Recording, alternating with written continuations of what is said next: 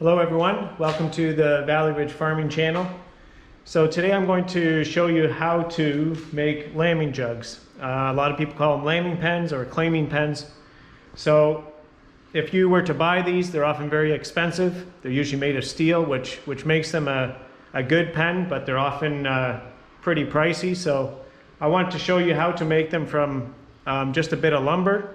If you have even basic carpentry skills, you will be able to do this yourself. So I purchased my supplies already. So I'll show you the main things we're going to need. It's basically three components. So we're going to start with a sheet of plywood, 4x8 sheet of 3/8 plywood, and some 1x4s. The store I went to only had 8 footers, 8 feet long, and some screws. And the only equipment you're going to need is a drill, measuring tape, and maybe a skill saw. Well, for sure a skill saw. And it can also be helpful if you happen to have one, a table saw. So the first step well, maybe I should show you first what they look like. So if you look here, it's a very basic design. It's basically got 16 inches of plywood on the bottom here with a 5-inch spacing, narrow enough that they can't get their heads through and get their heads stuck. And then a 10-inch spacing here so that their heads may fit through and still not get stuck. So this is 3 feet high, 36 inches, and 4 feet wide. And we usually like to make our pens 4x5. But of course you can make them whatever you like. So I'm just going to be showing you how to make a 4-foot panel. So to start with, you start with your 4x8 sheet of plywood. We usually cut it in half this way, and then we take those halves over to the table saw and we rip them into 3 separate sections so that they would end up looking like this. This piece right here. And then you would take your 1x4 pieces, and for your top rails, so that's the 2 going horizontally, you would cut 1 8-footer in half, and you got your 2 4-foot pieces. So that would be these 2 right here. I've already cut mine, and so those would be your top and your middle rails. And then to get my side sections, I cut that 8-footer into 3 pieces. And they're not exactly 3 feet, they're only 32 inches. So here's some ones I've already cut, but I just measured 32 inches 3 times on that 8-footer, and those become your side rails, like that. So it's just a very basic design, and it's very simple to make. And the next step really is just making sure you got your dimensions right and you built it somewhat square. So this edge on these pieces of plywood should be straight and square if you did a relatively good job of cutting it. So that's all we're going to do. It doesn't have to be absolutely perfect for these purposes. So I'm just going to show you quickly how I build this one, and then you'll know how to do it yourself.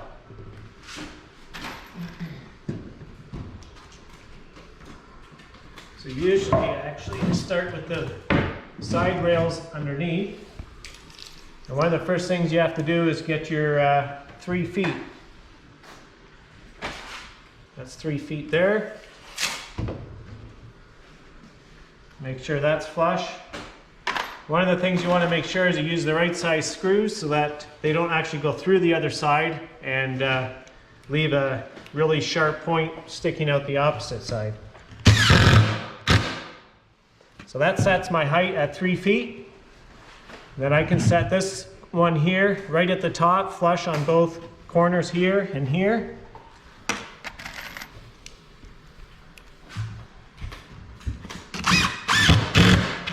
One of the things about this kind of wood is you don't want to be too close to the edge or it quickly splits, unless you were to pre-drill it, but that of course takes a lot more time. So as long as you keep it away from this edge and of course this edge, so you want to stay at least an inch away. So we're just going to put one in for now and do the other side.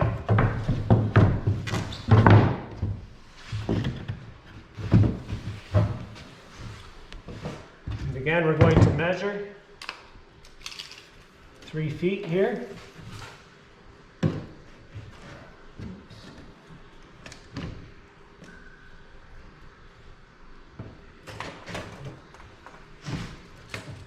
that one out of the way for a minute.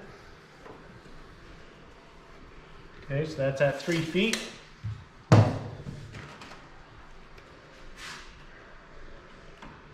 also want to make sure that these are flush here. And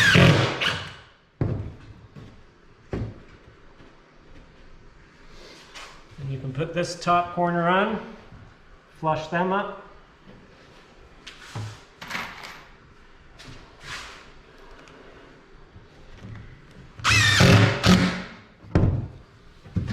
Now I made 2 spacer blocks, both at 5 inches, that I can just place in here. So I don't have to measure it out every time, and that sets where this piece would go. And I just basically flush it up on each side. That should fit perfectly if the top rail and this rail were the same size.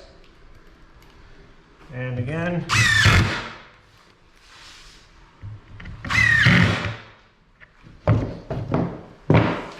and we add a screw to each one. Again, remembering not too close to the edge.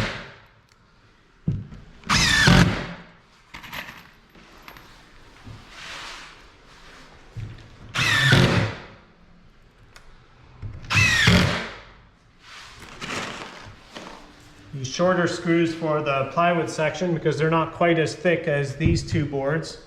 So you have to use slightly shorter ones for this section here.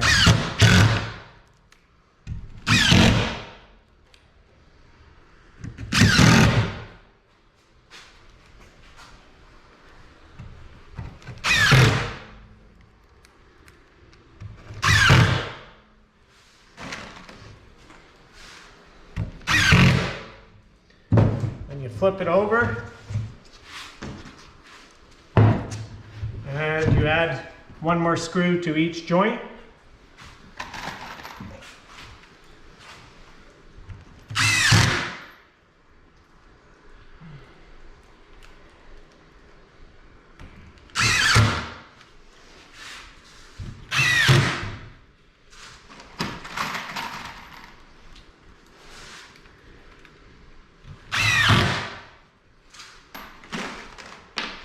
Couple more on the bottom.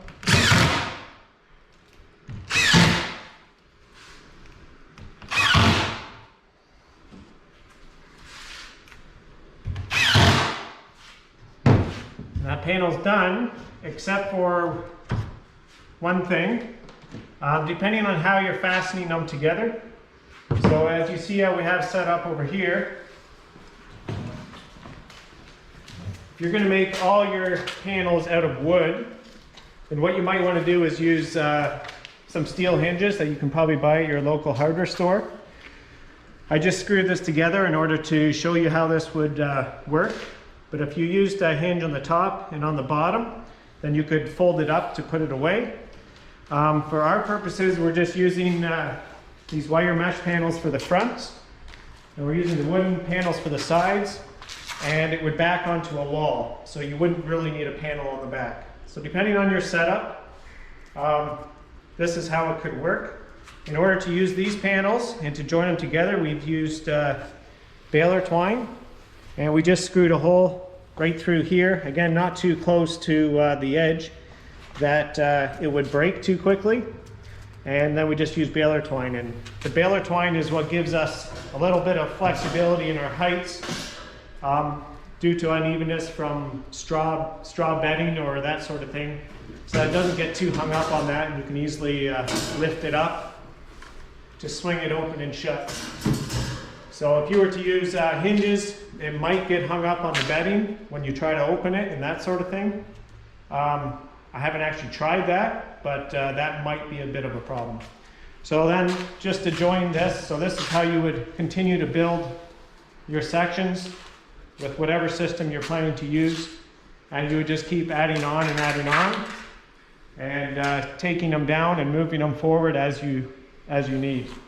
So one last thing I should show you. So to join this onto here, we thought of just using these C-clips, and you would just screw screw eye here. You can get them at your local hardware store. I didn't have any right here, but you would just screw it on there, and then this would just clip onto that, and that would hold your gate shut and make it an easy and quick way to open and close it.